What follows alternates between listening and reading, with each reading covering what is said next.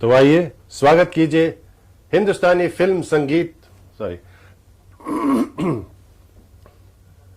तो आइए स्वागत कीजिए हिंदुस्तानी फिल्म संगीत के महानतम गायकों में से एक आदरणीय श्री मन्ना दे जी, जिनको हम प्यार से मन्ना दा भी कहते हैं। नमस्कार। सुरभि के श्रोतागणों को मेरा हार्दिक नमस्कार। आपको भी नमस्कार। बहुत बहुत शुक्रिया मन्ना दा, आपको 75th ईयर एनिवर्सरी सेलिब्रेशंस हमारी तरफ से बहुत बहुत शुभकामनाएं। धन्यवाद। आप इस काराकुल टोपी से कहते हैं साहब? मालूम नहीं क्यों ऊपर जरा कम हो गया ये वैसे बहुत सज रहे हैं। मैं पूछना चाह रहा था, इसका कोई राज तो नहीं है, कोई कहानी है? राज तो नहीं है, लेकिन कॉन्फिडेंस ज्यादा मिलती है मुझे। अच्छा अच्छा। मन्ना दा, ये आपसे मैं पूछना चाहूंगा कि मैं ये नहीं कहूंगा आपके जमाने में, क्योंकि आप आज भी बहुत गाते हैं और मुझे मालूम है कि आपका टूर शेड्यूल जो है मुझे भी एग्जॉस्ट कर लेगा। लेकिन एक जमाने में जो 4-5 गिने चुने गायक थे हमारे देश में, उनको एक एक हीरो या हीरोइन के साथ अपनी आवाज जुड़ी हुई थी जी। तो आपके साथ क्या हुआ? मेरे साथ ऐसा हुआ कि ये हमारे जितने अच्छे अच्छे गाने वाले थे, जैसे रफी साहब और मुकेश साहब और किशोर साहब, तलत साहब, इन लोगों के हिस्से में जो कुछ गाने इन लोगों को मिलते थे, उसके बाद जो मिलना था मुझे मिलता था। यानी ऐसा हुआ कि अगर कुछ एक क्लासिकल बेस पर गाना हुआ, नहीं तो कोई मुश्किल गाना हुआ जो इन लोग नहीं गा पाते जी, तो मुझे मिला करता था वो गाने, और दुख तो होता था, लेकिन पूरी तरह से मैं कोशिश करता था उन गाने के थ्रू से मैं अपनी करियर बनाऊं। मगर वजह क्या है? वो क्या था? वो क्या बात थी आपके दिमाग में? अब आप you are looking back at that career, what is it that actually happened which made this like this? यानी कि अगर आप इतने मुश्किल गाने इतनी खूबसूरती से गा सकते हैं तो दूसरे गाने क्यों नहीं गा? मुश्किल गाने गाना और जो म्यूजिक डायरेक्टर और पिक्चर की जो मांग है उस हिसाब से गाना, दो चीज अलग अलग हैं। अच्छा। मैं ये समझता हूँ कि हमारे जो महान गायकों में से थे जिनका नाम मैंने लिया, उनसे जो कुछ होता था शायद मैं वो दे नहीं पाता, इसलिए मैं एक्सेप्ट कर लिया कि भाई ठीक है, मेरे हिस्से में जो कुछ आता है वो मेरे लिए अच्छा है, और वही काम मैं जी जान लगा के मैं करूँगा। ये शुरू किया और उसका फल भी मुझे बहुत अच्छा मिला, क्योंकि बाद में जाकर हमारे फिल्म मेकर्स और म्यूज़िक डायरेक्टर्स, उन लोगों रियलाइज़ किया कि भाई यह आदमी है, ये सब कुछ गा सकता है, इनसे वो क्यों ना गवाएं जी। वो चीज़ जो है ना, वो ख़ास हम लोग जो सोचते थे उनसे गवाएंगे, इनसे अब गवा के देखें कैसे गाते हैं। तो हमारे हिस्से में कुछ बेटर सॉन्ग्स आने लगे और I had ample time to prove myself. वो तो आपकी you have a long list of hit songs. मैं आपकी वैसे याद वहाँ तक ले जाना चाहता हूँ, आवारा के दिन। और अगर हम ये सोचते हैं कि राज कपूर साहब ने मुकेश जी की आवाज़ अपने लिए रखी हुई थी, लेकिन फिर भी one of the most famous songs of Indian cinema आपकी आवाज़ में उन नरगिस जी और राज कपूर जी पे पिक्चराइज हुआ है। आपको तो याद जी है? हाँ, वो राज साहब तो मेरे लिए, ये मैं कहूँगा, राज साहब अगर ना होते बहुत बहुत अच्छे अच्छे गाने हमारे हिस्से में नहीं आते। मगर वो गाना, वो आपको कैसे मिला? आपको याद है ना कौन सा गाना? प्यार हुआ इकरार हुआ। हाँ, प्यार हुआ इकरार हुआ। मेरे ख्याल से उस गाने का जो रेंज है जी, अब लता जी गा रही थी नरगिस के लिए जी, और उनको मैच करने के लिए राज साहब को चाहिए था कि वो वही रेंज, और जो जिस रेंज पे गाना बनाया गया था, ऐसा नहीं कि भाई आर्टिस्ट को सामने रख के गाना बनाया जाता, नहीं, वो जिस ढंग से शंकर जयकिशन ने बनाए थे गाना, उस फॉर्मेट पे गाना वो बड़ी रेंज वाले गाने वाले की ज़रूरत थी। इसलिए शंकर जी ने चुना मुझे और राज साहब ने भी चुना मुझे। हाँ, रुकिए।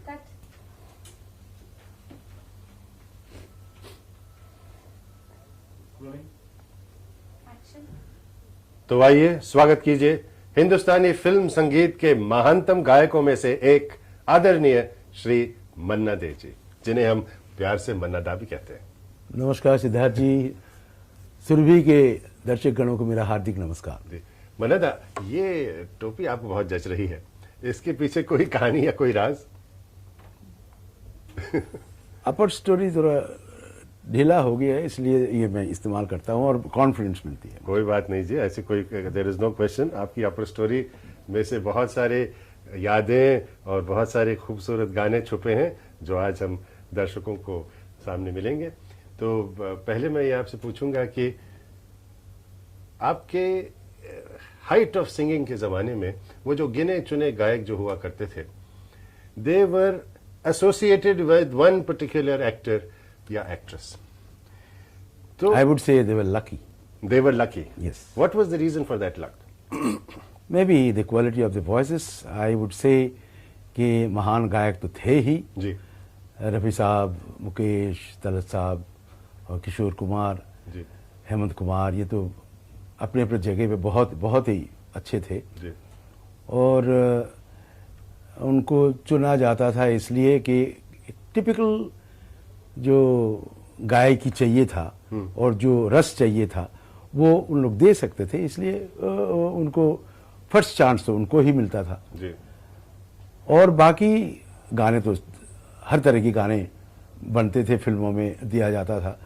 तो जब जब ऐसा कुछ मौका आया कि भाई एक out of the usual things, I mean run of the mill stuff नहीं, थोड़ा खूब यानी बहुत दिमाग लड़ा के कुछ बनाया और स्टोरी यानी यस और फिर म्यूजिक डायरेक्टर लोग के बोला कि भाई ये गाना चाहिए कुछ, मन्ना से हम लोग लेंगे ये। तब मैं भी कमर कस के एकदम आ जाता था और रिहर्सल वगैरह करके I mean try my very best to give the very best, you know, that made my place in the in the midst of the greats of the yesteryears. Yes. लेकिन ये आप कहेंगे कि आपके साथ बैड लक क्या हुआ? Bad luck मैं तो नहीं कहूंगा सिद्धार्थ जी, नहीं, बैड लक नहीं। अब गायकों में जितने महान रफ़ी साहब थे और हर तरह के गाने वो गा लेते थे, मैं ये समझता हूँ कि मैं अगर गाता तो कंपटीशन अगर हो जाता तो रफ़ी साहब बाजी मार के चले जाते। हाँ। मैं ये मानता हूँ जी जरूर। इसलिए जो मेरे हिस्से में गाने मुझे मिले, अच्छे अच्छे गाने मिले और मुश्किल गाने मिले, और मैं पूरी तरह से कोशिश किया कि भाई दूसरों से हट के ज़रा गाने के लिए, ताकि मेरी जो जगह वो मुकम्मल रहे। लेकिन लोगों को कैसे पता चला कि मन्ना डे साहब जो है ये मुश्किल गाना बहुत बेहतरीन तरीके से गा सकते हैं? ये मुझे प्रूव करना पड़ा था। अच्छा। हाँ हाँ, मुझे बाकायदा प्रूव करना पड़ा और सबने मान भी लिया था कि भाई हाँ ये ज़रा मुश्किल है, ये मन्ना ही गाएंगे, मन्ना से लिया जाए ये गाना। और आखिर the end result is to be whatever they wanted and that's why they chose me. But you think that वो पहला गाना आपने गाया, मेरे ख्याल से it was for an older person, और उससे फिर आप टाइप कास्ट हो गए? हाँ, ये एक दुर्भाग्य मेरा था, क्योंकि शुरू में मैं राम राज्य में जब गाया और मैंने गाया वाल्मीकि के लिए, अच्छा, तो और वो गाना हिट हो गया। मैं हिंदी में गाया, मराठी में गाया और लोग सुने भी, और गाने जब हिट हो गए वो म्यूजिक डायरेक्टर लोग मुझ पर स्टैंप लगा दिए कि भाई ये इस ढंग के गाने हो तो मन्ना डे से गवाया जाए।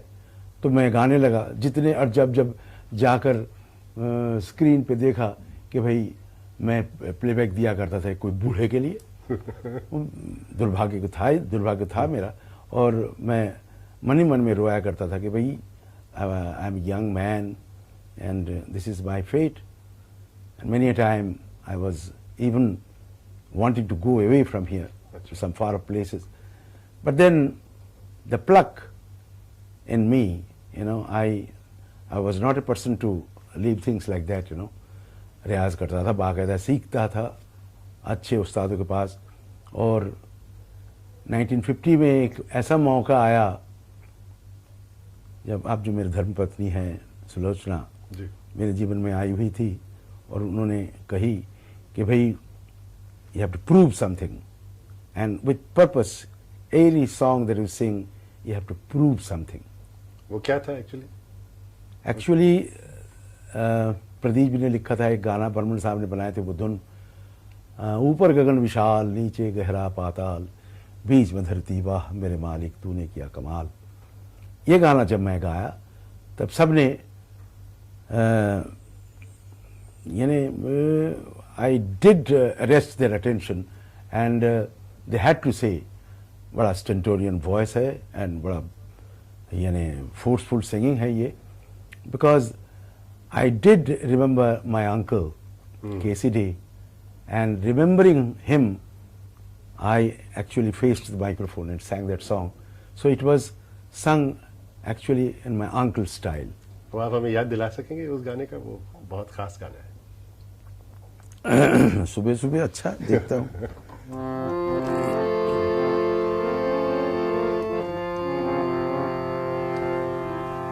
बहुत ही अच्छा गाना था, मुझे बहुत पसंद था ये गाना जी।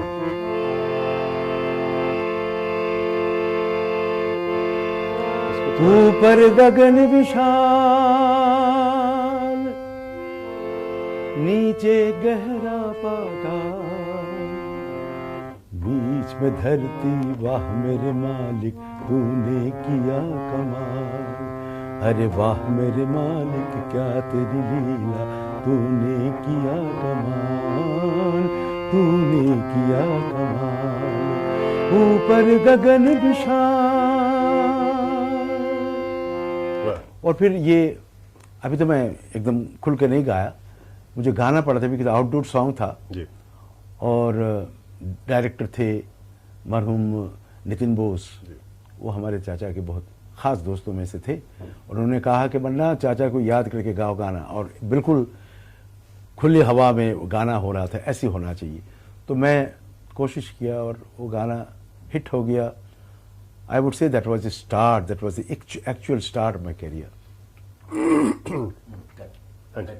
बैठिए ठीक है।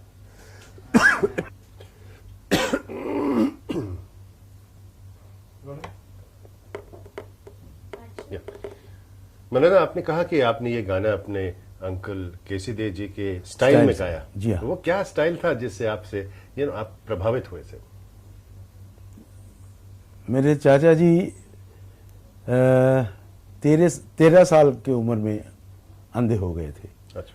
उसके बाद उन्होंने गाना बजाना शुरू किया और क्लासिकल सीखना शुरू किया, और 18 साल जब उनका उम्र था तब उस उम्र में ही was a full fledged singer in Calcutta, and his style of singing used to be कि स्टेज में जब चाचा जी काम करते थे, दोज डेज माइक्रोफोन्स तो उन लोग इस्तेमाल नहीं करते थे, लेकिन जब स्टेज में खड़े रह के गाते थे, स्टेज के ऑडिटोरियम के लास्ट बेंच तक उनकी आवाज़ सुनाई देती थी। अच्छा, मतलब ये खुल के गाना जी हाँ। सो एंड साथ ही साथ यानी सॉफ्टवेयर पार्ट भी इस तरीके से गाते थे कि हम लोग मुझे अचंभा होता था कि भाई एक अंधा आदमी विदाउट माइक्रोफोन उनकी आवाज़ को कैसे फेंकते हैं, वो लास्ट तक पहुंचता है। लास्ट तक आवाज़ जब पहुंचती है, ये ना हम लोग ताजुब करते थे कैसे होता है ये मेरे ख्याल से ये भगवान का आशीर्वाद था, आशीर्वाद था उन पर। लेकिन चाचा जी के गाने के जो मुझे सिखाया गया था, चाचा जी जिस ढंग से बोलते थे, जैसे कभी कभी नहीं गाने देते थे। अच्छा। चाचा जी क्यों बोलते थे कि भाई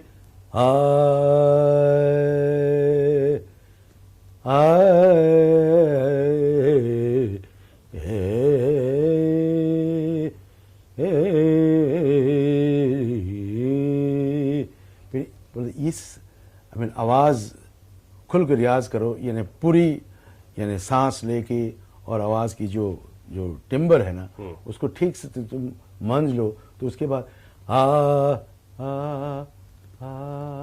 ये बोलने में तकलीफ नहीं होगी। अच्छा, you can take any range after that. Yes, exactly.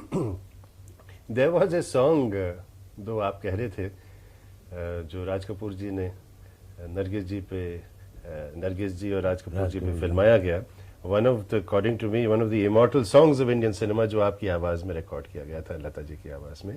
जी हाँ। तो वो आप उस गाने की जिक्र कर रहे हैं, वो प्यार हुआ इकरार हुआ जी, वो मेरा बहुत ही पेट सॉन्ग है। और मुझे याद है जब शंकर जी मुझे बुलाए उनके महालक्ष्मी के म्यूज़िक डिपार्टमेंट में, बाकायदा हम लोग रिहर्सल किए, कुछ 2 घंटे जम के रिहर्सल किए। लता जी, मैं, musicians, there were about 50 musicians, and उन्होंने लिखा था, शैलेंद्र जी ने लिखा था गाना। रिहर्सल करने के बाद जब गाना बिल्कुल रेडी था, शंकर जी कह रहे थे कि भाई राज साहब आएंगे, राज साहब आएंगे, लेकिन राज साहब आए नहीं। अच्छा। तो हम लोगों ने बोला कि भाई अब तो राज साहब आए नहीं, ठीक है फिर रिकॉर्डिंग स्टूडियो में ही मिलेंगे। बोलते बोलते राज साहब आ गए, नरगिस जी भी आई, और साथ ही साथ कुछ स्टूडियो को भी उनके असिस्टेंट वगैरह आ गए, और उन्होंने कहा भाई मुझे भी सुनाओ। राज साहब बड़े प्लेफुल थे, बिकॉज उनको कुछ काम करवाना था, तो बड़ा playfully he used to get it done, and he used to be very fond of playing the dholak. He used to come and take the dholak and start playing. तो उन्होंने पूछा, मन्ना बाबू कैसा लगा गाना? राज साहब लाजवाब है गाना, तो एक मरतबा सुना दीजिए। तो फिर सेबास्टियन जो शंकर जी के असिस्टेंट थे, फिर 1-2 किया उन्होंने, हम लोग शुरू हो गए। तो राज साहब बहुत देर तक सुनने के बाद बोला, जरा जरा रास्ता बना दो भाई मेरे लिए, जरा जगह बना दो। तो जगह बनाया गया, और नरगिस जी और राज साहब दोनों मिल के बाकायदा हम लोग गा रहे थे, और राज साहब जैसे ही was enacting the, both of them they were enacting the song. अच्छा, my goodness. Wonderful, wonderful. And then while singing we could feel the way Raj Sahab wanted it, you know, without our knowing we were going along with Raj Sahab's mood. So that was the thing, that great was Raj Kapoor, you know. And मैं ये कह सकता हूँ कि राज साहब मुझे जब चुना था वही गाना गाने के लिए, मैं रो दिया था, क्योंकि गाने वाले तो बहुत थे, लेकिन राज साहब जब मुझे चुना, मेरे करियर एक इतना ज़बरदस्त एक पुश मिला मेरी करियर को, कि लोग तब से मुझे बुलाने लगे कि रोमांटिक गाने गाने के लिए और सुरीले गाने गाने के लिए तब से बुलाने लगे। राज साहब के साथ एक बार आप निराश भी हो गए जब वो उनकी एक और फिल्म में मोतीलाल जी ने गाना गाया था उन पे, और बंगाली आपने गाया, उसका जरा किस्सा सुनाइए, वो क्या था? होता है सिद्धार्थ जी ऐसा, अब क्यों होता है ये let us not go into those details, you know, but then things like this happen and one does get hurt about things. राज साहब जब बना रहे थे जागते रहो जी, डबल वर्जन में राज साहब बना रहे थे।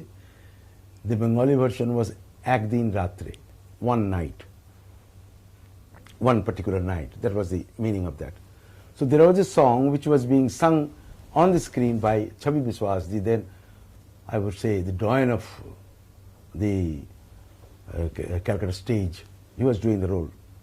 And he was to sing the song after getting drunk.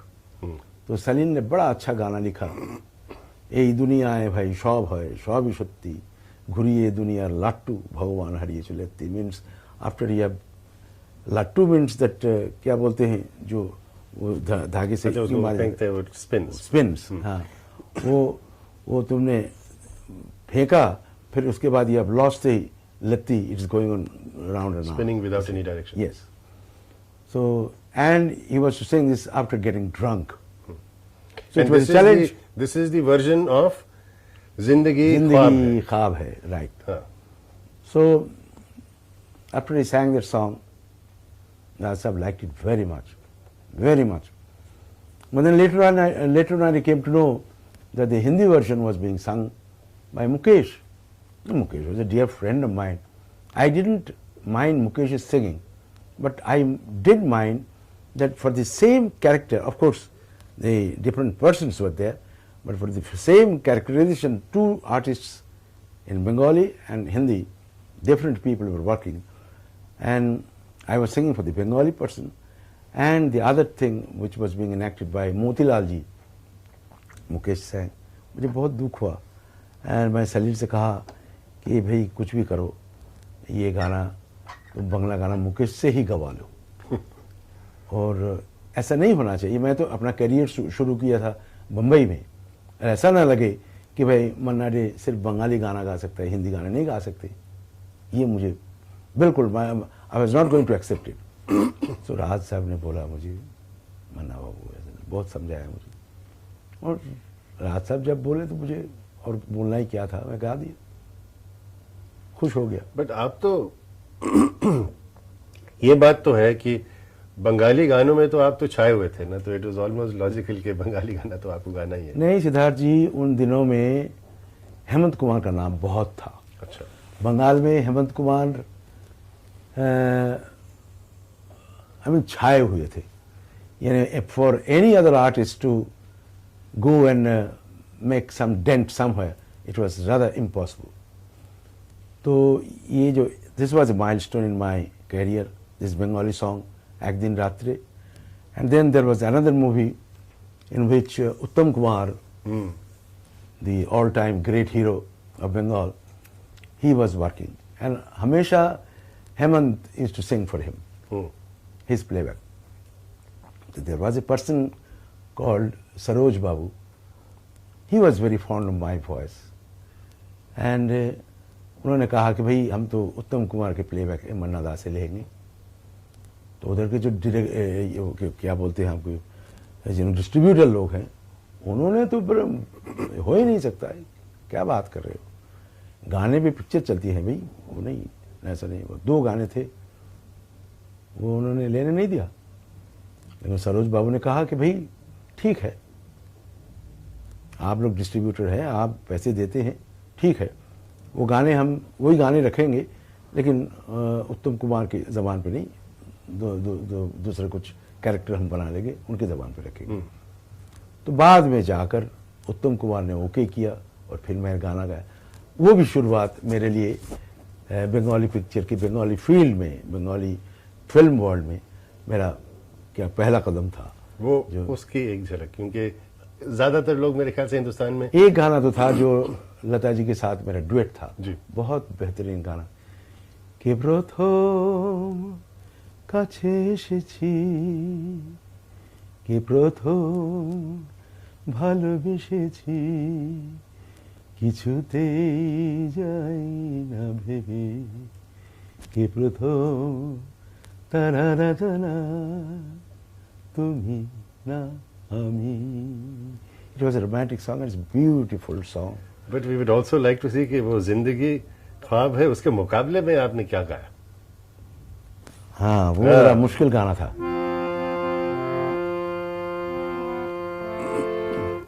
এই দুনিয়ায় ভাই সবই হয়, ভাই সবই হয়, সব সত্যি সব সত্যি. এই দুনিয়ায় ভাই সবই হয়, ভাই সবই হয়, সব সত্যি সব সত্যি. ঘুরিয়ে এই দুনিয়া লাট্টু ভগবান হারিয়ে চলেছি, সব সত্যি. এই দুনিয়া ভাই সবই হয়, ভাই সবই হয়, সব সত্যি সব সত্যি. Wow, wow. Very nice. And I would be interested to know, Manna Da, that when you first came to Bombay, what was the place like? What were the people like? What was the place like? पढ़ाई वढ़ाई ख़त्म करने के बाद चाचा जी के साथ तो मैं मुंबई आया 1943 जनवरी, you can call it the beginning of 1943.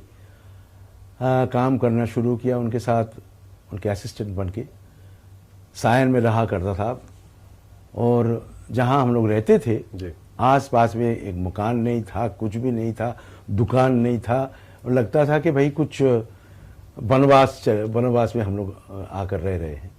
तो कई दफ़े मैंने चाचा जी से कहा ये मुझे अच्छा नहीं लगता. और उन दिनों में मैं खेलता बहुत था, मेहनत बहुत करता था. खेलता मतलब? यानी मैं I was a very good football player, I was very good cricket player, and I used to wrestle ओहो एंड व्हाट नॉट। यस, खेल कूद में मेरा बहुत यानी दिलचस्पी मैं लिया करता था। रेसलिंग कोई ऑर्थोडॉक्स चीज तो नहीं, काफी अनऑर्थोडॉक्स है आपके लिए, इट इज ऑल्सो डेंजरस। ये आप शायद नहीं जानते हैं, आप कोई भी उस्ताद से पूछ लीजिए, बड़े बड़े उस्ताद जिन लोग थे ना, सब कोई रेसल करते थे और मेहनत करते थे। यानी कि लंगोटिया पहन के मन्ना दा जो है अखाड़े में उतर आते बिल्कुल बिल्कुल बिल्कुल। मैं बंगाल के फाइनल्स में मैं लड़ा हूँ। जी हाँ, फाइनल में हार गया था फाइनल में। अच्छा अच्छा अच्छा, बट खैर तो संगीत के फाइनल्स में नहीं आप हारे, तो वो बहुत ज्यादा महत्वपूर्ण है। अभी तो हूँ, यानी कोशिश करता हूँ, अभी भी गाने के लिए कुछ कहे हमने, मैं तो कोशिश करूंगा, गाऊंगा जितना हो सके मुझसे गाऊंगा। आप बताएंगे कि आपके जो पूरी जो इतनी लंबी हिट लिस्ट आपकी है गानों की, आपको सबसे बेहतरीन कौन सा गाना लगा है, अगर ये चुनना मुमकिन हो तो? चुनना मुश्किल है, मुश्किल तो है ही, टॉप 5 कर लेकिन ये मैं कहूँगा कुछ कुछ गाने जो मेरे लाइफ के माइलस्टोन्स हैं जी। जैसे कि शुरू में जब शंकर जी मुझे चुना, तू प्यार का सागर है, ये गाने के लिए अरे वाह, बहुत ही अच्छा लगा मुझे वो गाना, और सबने कहा कि भाई हमारी इंडस्ट्री के एक बहुत बेहतरीन गाना ये है।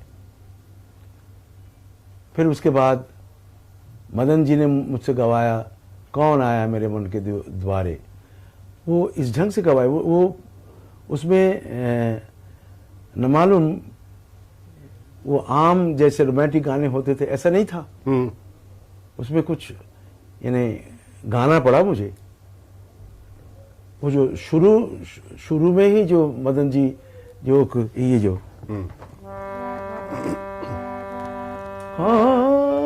सॉरी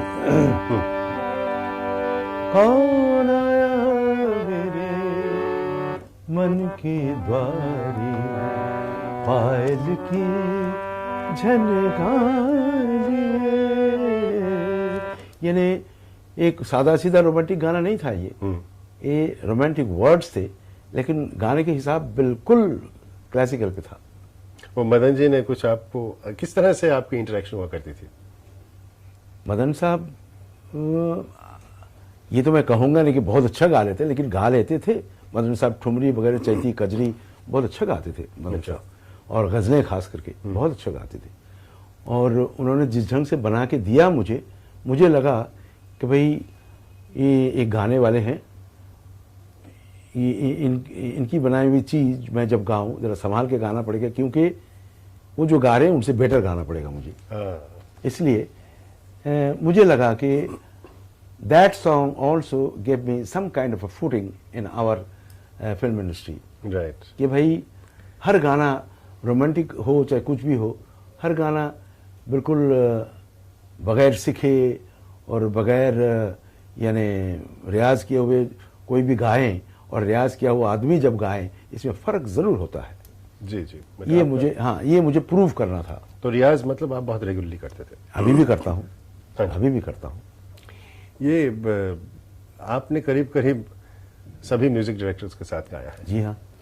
तो उनके कोई खास स्टाइल्स हुआ करते थे? Each one was different from the other, या कोई एक सिमिलरिटी थी सब? नहीं जी नहीं, बिल्कुल अलग। देखिए शंकर जयकिशन के गाने तो आपने मैं दो एक तो सुना ही दिया जी। और नौशाद साहब, आप देखिए नौशाद साहब, यानी he was such a hard task master ji. वो परफेक्शन पर्सोनिफाइड। नौशाद साहब के गाने जब भी होता था, जब भी मुझे बुलाए, बहुत कम गाए मैंने उनके गाने, लेकिन जब भी बुलाए नौशाद साहब, वो 3, 4, 5 रिहर्सल और नोट टू नोट गाना चाहिए था, तब नौशाद साहब ये एक्सेप्ट करते थे। संगीत है शक्ति ईश्वर की, हर सुर में बसे हैं राम, हो रागी जो सुनाए राग मधुर, रोगी को मिले भगत के बस में है भगवान, भगत के बस में है भगवान, मांगो मिलेगा में दान, मांगो मिलेगा सबको दान, हो मांगो मिलेगा सब। यानी हर चीज, हर कण, हर मुड़की, हर जो यानी खूबसूरती जो गाने में नौशाद साहब बनाए, वो उनको गिन गिन के लेना था और गाना बड़ा मुश्किल होता था उनका गाना।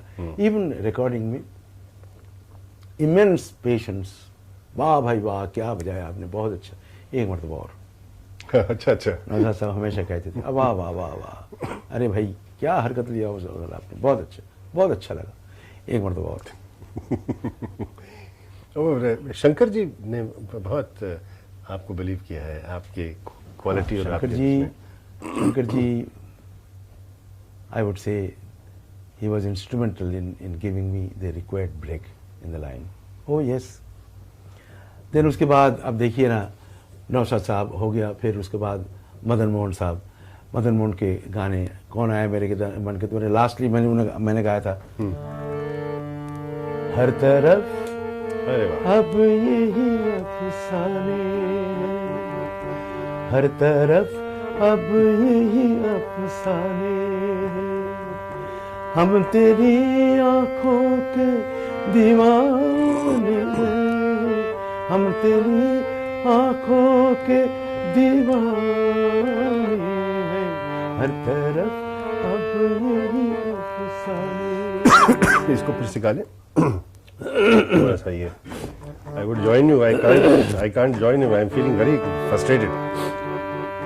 हर तरफ अब यही अफसाने हैं, हर तरफ अब यही अफसाने हैं, हम तेरी आंखों के दीवाने हैं, हम तेरी आंखों के दीवाने, हर तरफ अब यही अफसाने हैं, अरे वाह, हर तरफ अब यही अफसाने।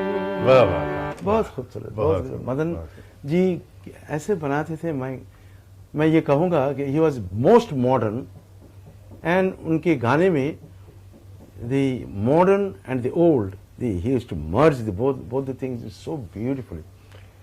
I used to love him. What about Burman Da or other people like him there? हाँ, बर्मन साहब उनकी he used to give a lot of this thing, freedom to me. मन्ना गा, तू गा, ये गाना है तू गा। तो फिर रिश्तेदारी में भी थे आप? नहीं, बर्मन साहब तो मेरे चाचा के शागिर्द थे। उनकी होल फैमिली मेरे चाचा के पास सीखते थे। अच्छा। और बर्मन साहब हमारे घर पे आया करते थे, और इतना तक कि मैं जब कॉलेज में पढ़ता था, बर्मन साहब के जो गाने के ढंग ना, उस ढंग से मैं कॉलेज में गाया करता था। वो चाचा जी बोले कि भाई ठीक है, सचिन के गाने तुम गाओ, लेकिन उनको इस ढंग से नकल मत करो, कि वो धीरे से जाना अभी वो जो नेजल साउंड वो तक वो मैंने उस ढंग से मैं गाया करता था। अच्छा। But that was not good thing, चाचा जी definitely stopped me from doing that. But the fact remains, I used to be a very, very big fan of Burman Sahab during my younger days. But then when I started singing for him here, he made me sing some of his most beautiful songs, and he used to do a lot of experiment with my voice. अच्छा, experiment.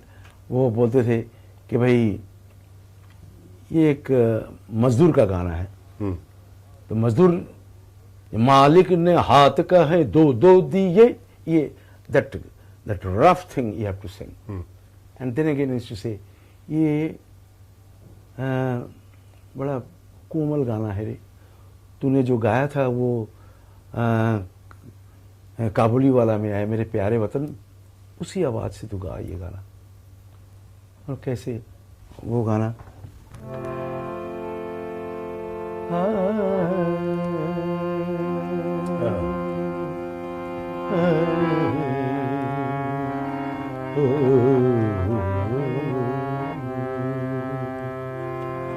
पूछो ना कैसे मैंने रैन बिताए, पूछो ना कैसे रैन बिताए। मुझे इसी आवाज से गाना पड़ा था वो, और Burman sahab he wouldn't accept anything else, वही आवाज से कहा।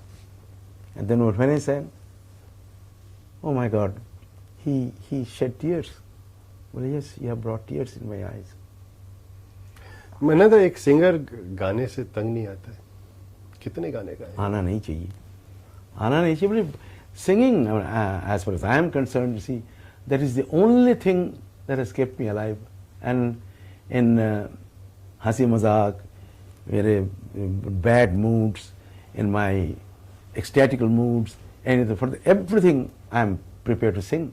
You make me sing, I'll sing, and I'll depict the same mood you were asking for. Yes. No, but what does singing give you? Apart from the fame and all that and so on, what does it mean to you as an artist? Fame to Siddharth, compared to other singers and all that, I have got a little of that, but I have got my share and I am very happy about it. But the whole thing is this, गाने वाले के लिए मैं ये कह सकता हूँ कि गाना, it should be his life. Whatever he wants to say, he should say it through his singing. Why need it speak? I can say whatever I want through singing.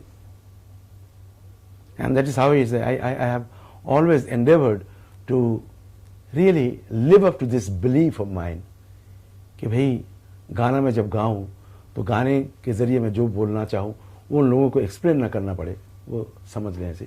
जैसे कि प्राण साहब के लिए एक मैंने गाना गाया था, कल्याण जी आनंद जी ने मुझे गवाया था वो गाना। उन्होंने बोला कि भाई, मनोज कुमार जी ने कहा कि दादा आप गा रहे हैं प्राण साहब के लिए। बोले प्राण साहब, कि गाने में कुछ मारावाड़ी है कुछ चीज़। बोले नहीं जी नहीं, आप सुन के तो देखिए। देन कसमें वादे प्यार वफा जब कल्याण जी सुनाया मुझे, तो I really I got floored. इतना ब्यूटीफुल बनाया था उन्होंने, एंड मुझे गाना पड़ा वो यानी वो सिचुएशन मेरे सामने रखकर, और मनोज कुमार सामने खड़े थे और जिस ढंग से मुझे गवाया उन्होंने, I can dare say is one of the songs I am very very proud of singing. I have sung, I am very proud of it. And आप तो जानती हैं कि the artists best this thing satisfaction and उनका सबसे ज़्यादा पाना ये होता है कि जब हमारे डायरेक्टर लोग, नहीं तो आर्टिस्ट जो चाहते हैं ये singing, I mean the artist who gives the lips, वो जिस ढंग से चाहते हैं वो अगर मैं पूरा कर पाया तो बहुत सेटिस्फैक्शन होती है। मुझे लगा कि कुछ गाने में मैंने ये करने के लिए कोशिश किया, यानी चाहे वो सीरियस गाना हो, चाहे क्लासिकल बेस के हो, चाहे यानी जब मैं महमूद साहब के लिए गाया तो महमूद साहब ने बोला कि दादा ये महमूद के लिए आप गा रहे हैं, तो गाना एक मरतबा सुनने के बाद बोला गाना यही रहेगा, ये लगता है कि दिलीप कुमार गाएगा। उन्होंने नहीं, दिलीप कुमार कैसे गाएंगे? बोले नहीं, महमूद जब गाएगा ये मसाले वसाले डालिए, आपके पास जो है मसाले वसाले सब डालिए। तो फिर वो सर पे बैठ जाते हैं, छोड़ते नहीं है, मसाला डालना पड़ा, तब जाकर उन्होंने एक्सेप्ट किया। ऐसे कितने गाने में मैंने उनके साथ बैठ के काम किया, और जैसे उन्होंने कहा कि मसाला वसाला बहुत डालने के बाद तब जाकर गाना हिट होता था। बर्मन साहब का गाना जो था ना, वो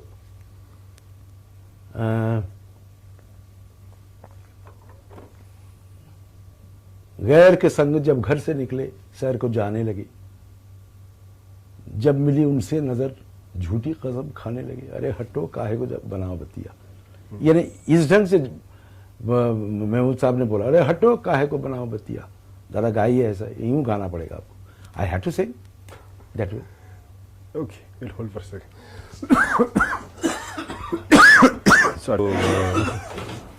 एक चतुर नार क्या किस्सा और वो किशोर दा का किस्सा है, उसमें हम आते हैं एक दो सिलसिले।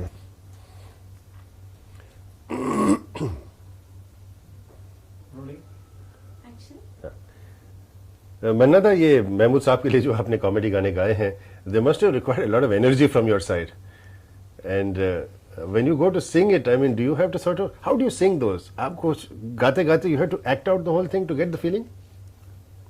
एक्टिंग तो महमूद साहब खुद ही कर लेते हैं। जब जब मैंने गाना गाने के लिए गया, महमूद साहब हमेशा सामने खड़े रहते थे। अच्छा। और बहुत इंटरेस्ट लेते थे। हाँ। महमूद साहब, ये मैं कहूँगा, बड़ा म्यूजिकल आदमी है और गाना बजना समझते हैं जी। और ऐसे नहीं कि जब से गाना बनना शुरू होता है तब से महमूद साहब उधर बैठते हैं। अच्छा। बैठते थे और गाने जैसे जैसे उनको चाहिए था वो सब म्यूजिक डायरेक्टर से बिल्कुल ले लेते थे। और उसके बाद आर्टिस्ट जब मुझे बुलाते थे तब, मन्ना दा ऐसी ऐसी बात है, यानी आपको ये गाना पड़ेगा, ये करना पड़ेगा, यानी आधा काम तो महमूद साहब खुद करते थे। ये बात सही है। He would act out the thing and Oh sing. yes, absolutely. For example, अब उन्होंने कहा एक मरतबा कि दादा एक ट्विस्ट गाना है, ट्विस्ट। ऐसे ट्विस्ट आपने ट्विस्ट गाना किया उनके साथ? और फिर पंचम ने बोला, ये आर डी बर्मन ने बोला, हाँ दादा ये ट्विस्ट हम लोग भूत बांग्ला में दे रहे हैं तो आपको गाना पड़ेगा। ट्विस्ट यानी एक तरह का नाच का फॉर्म? हाँ, ट्विस्ट जो ट्विस्ट ये जो होता है ना। बोले ये भाई मैं पागल, भाई मैं कैसे गाऊंगा ये ट्विस्ट? बोले ये पागल अगर नहीं मालूम, ये आप कोशिश कीजिए और गाना ही पड़ेगा आपको। ये महमूद भैया पे पिक्चराइज किया जाएगा। अच्छा, किस प्रकार का गाना? तो फिर वो गाना बना और फिर मैंने सुना पर कोशिश किया। बाद में जाकर महमूद साहब बोला, बहुत अच्छा गा रहे हैं दादा, आप रिकॉर्ड करते हैं। आओ ट्विस्ट करें, आओ ट्विस्ट करें, का उठा मौसम में, आओ ट्विस्ट करें, जिंदगी है वही, जिंदगी है यही, आओ ट्विस्ट। ये बहुत ही सुंदर बनाया था पंचम ने। और मैं ये कहूँगा कि महमूद साहब जिस ढंग से वो ट्विस्ट किया था उस पे, मेरा गाना तो बिल्कुल बहुत अच्छा फिट बैठा एकदम बिल्कुल। पर सबसे तो सर बहुत सारे गाने महमूद साहब के वो ऐसे ही, वो एक मरतबा ये हमारे जो आनंद मिलिंद है ना जी, उनके पिताजी चित्रगुप्त जी हमारे दोस्त थे। उन्होंने एक मरतबा एक गाना बनाया, उनके लिए वही गाया था, जोड़ी हमारी जमेगा कैसे जानी जोड़ी, वो भी उन्हीं का बनाया हुआ था। और एक गाना बनाया उन्होंने कि प्रेम धवन ने लिखा वो गाना, रोटी सूख के बन गई लकड़ी और मैं सूख के कांटा, जब से तूने ए कर मारा एक चांटा। अच्छा। तो फिर इतना ब्यूटीफुल बनाया उन्होंने। मुश्किल था यानी क्लासिकल नोट्स पे बनाया उन्होंने। देखिए सुनाता हूं।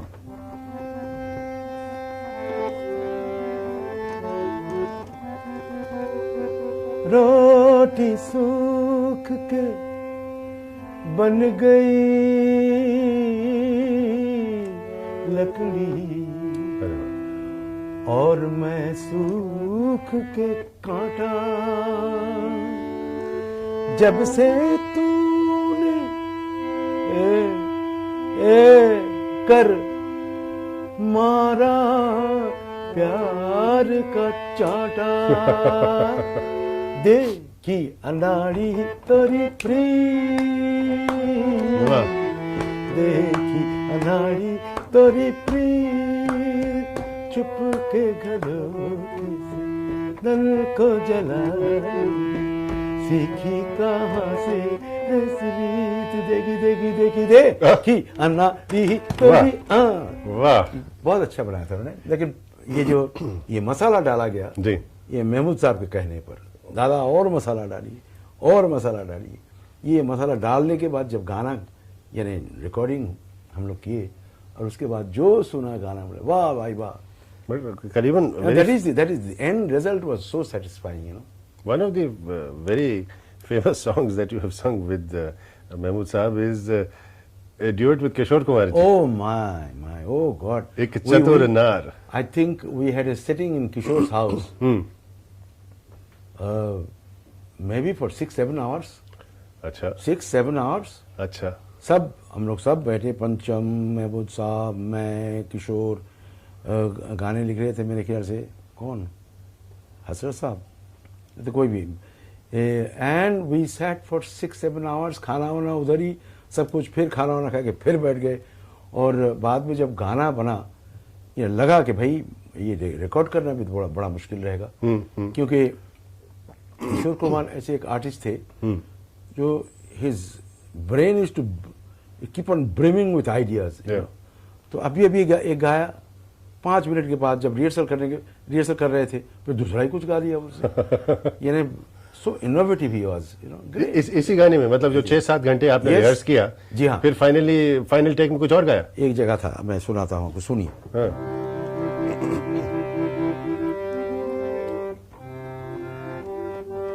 नाच न जाने आंगन टेढ़ा,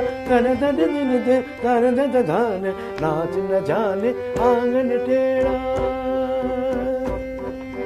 टेढ़ा टेढ़ा टेढ़ा टेढ़ा। मैं टेढ़ा टेढ़ा बोल रहा था, यानी मैं गा रहा था, मा पा रे सा पानी नी रे सा सा रे रे मा पा रे सा। ये मैं सोचा कि मैं बहुत कुछ कर रहा हूँ। मैं गाने लगा, इधर टेढ़ा, मैं जैसे खत्म किया तो उधर से ए टेढ़े, किशोर शुरू हो गया। यानी जो कुछ मैं कर रहा था वो बिल्कुल ऐसा हमारे ऊपर हावी हो गया। हाँ। ऐसा तो फिर हम रिकॉर्डिंग के बीच में तो फिर रिकॉर्डिंग चलती गई या रोकी गई? नहीं, वो पंचम ने बोला काटो मत, होने दो। अच्छा। यानी कुछ देर बाद काटा उन्होंने, ब्रेक किया, फिर बाद में आप तो जानती है ये करके एडिटिंग करके लगाते हैं, उसमें हम लोग बातें भी कर लेते हैं, न जाने क्यों कुछ मिस्टेक्स भी हो जाते हैं, लेकिन एडिट करना ही पड़ता है। तो वो करने के बाद आप एंड रिजल्ट देखिए, क्या टेरिफिक। लेकिन किसी को भी मालूम नहीं पड़ा कि भाई इस गाने के यानी बनाने के पीछे कितनी मेहनत हम लोगों ने की है, बहुत जबरदस्त मेहनत की थी। बड़ी अजीब वाकया हुआ कि मेरे ख्याल से आपने एक बार किशोरदा के लिए खुद आपने प्लेबैक सिंगिंग दी। हाँ, मैंने पहला गाना किशोर के लिए गाया था, पहले मुर्गी हुई थी या अंडा, जरा सोच के बताना। क्या, माफ कीजिए, फिर से बताएं आप। पहले मुर्गी हुई थी या अंडा, ये जरा सोच के बताना। ये एक हमारा सवाल जवाब। और फिर बाद में शंकर जयकिशन, लता जी और मेरा एक डुएट था जी। वो दिन अलबेले प्यार का मौसम, चंचल मन में तूफान, ऐसे में कर लो प्यार, ऐसे में कर लो प्यार। बहुत सुंदर गाना था। नहीं, this takes me back to the most ideal period of my childhood actually, these songs. Yes, beautiful duets used to be such wonderful things. And Lata ji के साथ I think each and every duet that I have sung with Lata ji, even today I have to sing these things on the stage. Yes. And people, they take so much of pleasure and listen to them. But how was it that you were singing for Kishore? I mean, after all, he's a singer himself. I don't know what happened, but किशोर ने बाद में मुझे बहुत बोला कि मन्ना क्यों गाया तुम मेरा गाना क्यों गाया? हमने भाई कैसे मैं बोलता शंकर जयकिशोर, मुझे नहीं गाना है, कैसे बोलता? जरूर तुम्हारे बीच उनके बीच कुछ हुआ होगा, और नहीं तो तुमने बोला था नहीं गाऊंगा, लेकिन उन्होंने चाहा कि भाई गाना रखना ही आए, तो ठीक है मन्ना से गवा लेते। मुझे बुलाया, मुझे थोड़ी मालूम था कि भाई किशोर के साथ ऐसा कुछ हुआ। Quite right. बट ये कभी आपके साथ ऐसे हुआ मन्ना दा कि आपके गाने? नहीं, मेरे गाने मैं जब गाया कभी अच्छा नहीं कि मन्ना नहीं अभी दूसरे किसी को बुलाओ, ये कभी हुआ नहीं। नहीं। फिर एक बार आपके म्यूजिक डायरेक्टर ने जब आपका साथ दिया तभी फिर आप रहे उसमें, मुझे लगा कि वो तो हुआ था कि वो रिकॉर्डिंग से पहले जी, rehearsal when we are almost ready for record जी, the all important person who came from outstation, and he had his favorite artist, he had in mind, कि भाई उनसे लेना चाहिए गाना। जब आकर देखा मुझे, मैं गाते हुए देखा, then he said नहीं भाई क्यों, फलाना को बुलाओ। तो म्यूजिक डायरेक्टर बोला फलाना नहीं, अब ये गाना मन्ना जी गाएंगे। बोले नहीं ये नहीं हो सकता। बोले नहीं हो सकता तो मैं भी जाता हूँ। अच्छा। हाँ, ऐसा हो जाता है कभी कभी। आप तक ये बात नहीं आई? नहीं। So you were not aware that this thing was happening until later. No, this was happening in my presence. This was happening in my presence. I would say the producer was so crude a person to have made a statement like this in my presence. Why this man? Why not the other man? So how did you feel? I mean, as an artist? You feel wretched. That is why everybody knows I have struggled and struggled and struggled all through my life. It's my good fortune and my pluck and I would say my lagan हमारे काम पे जो has brought me up in life. नहीं आए मन्नादा, मैं पूरी तरह से yes. जिस तरह से आपने ये किया है, किसी भी आर्टिस्ट के साथ इस तरह से होना और फिर भी प्रूव करना होता है। बड़ी डिटर्मिनेशन, बहुत करेज चाहिए उसके लिए ना। Yes, दाद देता हूँ उसके लिए आपको। बल्कि यही वो आप वही आर्टिस्ट हैं जिन्हें पूछा गया था पंडित भीमसेन जोशी जी के साथ मुकाबला करने एक गाने में। मुकाबला तो नहीं, अब क्या है सिद्धार्थ जी, भीमसेन जोशी अब इतना महान गायक हैं, क्लासिकल सिंगर, उनके बराबर में कौन गाएंगे। और मुझे बोला गया कि भाई आप तो हीरो के लिए गा रहे हैं, तो एक कंपटीशन है, वो आपके साथ जो गाएंगे ना उनको हराना है। बोला हरा देंगे भाई, उसमें क्या रखा है, कौन गाएगा। बोले भीमसेन जोशी। बोले ठहरो भाई, मैं जरा ये नहीं, मैं जरा घर जाता हूँ। हाँ, घर जाता हूँ। और मैं आकर मेरी बीवी से कहा मैंने कि भाई 15 दिन के लिए हम लोग गायब रहेंगे बम्बई से, किसी को मालूम नहीं होना चाहिए, शंकर जयकिशन को मालूम ही नहीं होना चाहिए ये मन्ना डे कहाँ गया, ताकि रिकॉर्डिंग आपके साथ ना हो सके। Yes. अच्छा। मेरी बीवी ने कही कि लानत है, आप ये क्या बात कर रहे हैं आप, अबे आप क्यों नहीं ये सोचते हैं कि भाई ये it's a made up thing, got up thing. आप हीरो के लिए गा रहे हो तो उनको तो हारना ही है। आप उन्होंने शायद शंकर जयकिशन खुद बोल देंगे भीमसेन जी से, पंडित जी जरा थोड़ा सा कम गाइए, थोड़ा सा कम जाइए, अभी हीरो को जिताना है, थोड़ा सा कम गाइए। अब कहाँ उनको उनसे कम गवा जाए, जब गाने के लिए बैठते हैं जरा शेर जैसे लगते हैं। जी हाँ, बिल्कुल बिल्कुल। तो फिर हम लोग रिकॉर्डिंग भी किए। मगर आपने कुछ खास रियाज किया होगा फिर? हाँ, रियाज तो किया ही है, आवाज तो सुर में बोलना चाहिए भाई, ताकि ऐसा ना हो कि लगे कि भाई ये इसको गाना आता ही नहीं है, बड़ी भीमसेन जोशी के साथ बैठ के क्या खाक गाएगा वो जी। तो उन्होंने कहा, भीमसेन जोशी साहब ने कहा, बहुत अच्छा बना जी, आप रियाज कीजिए, आप बहुत अच्छा क्लासिकल गा सकते हैं। अरे वाह, वो कौन सा गाना था मन्ना दा? केतकी गुलाब जूही चंपक बन फूले, बहुत अच्छा था वो। अच्छा। और वो गाना जिसके लिए प्रोड्यूसर ने कहा कि नहीं मुझे दूसरा चाहिए, वो क्या गाना था? ओह, मैं कैसे बताऊं वो गाना, वो one of my most favourite songs. ये रात भीगी भीगी। ओहो, कमाल है। यस। तो मतलब ये अगर ऐसे वो म्यूजिक डायरेक्टर अड़ नहीं जाते तो it's one of the most wonderful songs of Indian cinema. If Shankar ji hadn't taken that stand, today even Surabhi के दर्शकों को उनके सामने मैं नहीं बैठता था। It's a fact. It's a fact. Shankar ji is, I mean, he has been my I would say the biggest well-wisher of my career. Wonderful he was. He used to think a world of my singing, He used to tell me कि मन्ना जी एक गाना बनाया, वो Russian style से गाना है। शंकर जी हमेशा बोला करते थे। अच्छा। रशियन स्टाइल, वो कैसा? ये कहीं ट्विस्ट, कहीं रशियन। यस। वो कैसे शंकर जी? बोले वो रशियन बोलने से लगता है कि सब मिलिट्री मामला है, ऐसा कुछ लगता था। शंकर जी शायद यही समझते थे। कैमरा का सिलसिला जो होता है रशियन थोड़ा सा टिल्ट करते हैं उसको। But mainly Shankar ji used to think in terms of that, so उन्होंने कहा कि भाई ए भाई जरा देख के चलो, आगे ही नहीं पीछे भी, दाएं ही नहीं बाएं भी, ऊपर ही नहीं नीचे भी, ए भाई। ये he made me sing that. हालांकि मुकेश was singing for राज साहब। जी जी, वही मैं कह रहा हूं। मेरा नाम joker. Mukesh was singing, he had sung wonderful songs, जीना यहाँ मरना यहाँ, beautiful songs. But then when this Russian type came, he said कि मन्ना जी ये चैलेंज है, ये आपको गाना पड़ेगा, and it's the most important song of the movie and it's the life's philosophy. And Raj Sahab actually acted in front of me. Actually, तू जहाँ आया है वो तेरा घर नहीं, गांव नहीं, कुछ नहीं, रास्ता नहीं, बस्ती नहीं, everything Raj Sahab He stood in front of me and he was acting like this, you know. So when I sang this song, I think Guddu, क्या नाम राज साहब का लड़का क्या नाम था? डब्बू ने पूछा, अंकल आप तो बहुत फॉर्म में हैं। और क्यों? बोले ये तो मन्ना डे लगता नहीं है कि कुछ और ही लग रहा है, क्योंकि ए भाई जरा देख के चलो, ये जो है ना, because I was looking at Raj sahab and I was trying to put that act through my singing. यानी कि वो स्टूडियो के अंदर थे? जी हाँ, एब्सोल्युटली। आप यहाँ माइक्रोफोन आपके सामने है, राज जी वहां खड़े हुए हैं, आप गा रहे हैं और वो कुछ एक्शन आपको देखते हुए कर रहे हैं। Absolutely, absolutely. आजकल के जमाने में ऐसा कुछ होता नहीं है। ओह ही कहाँ होता है ऐसा।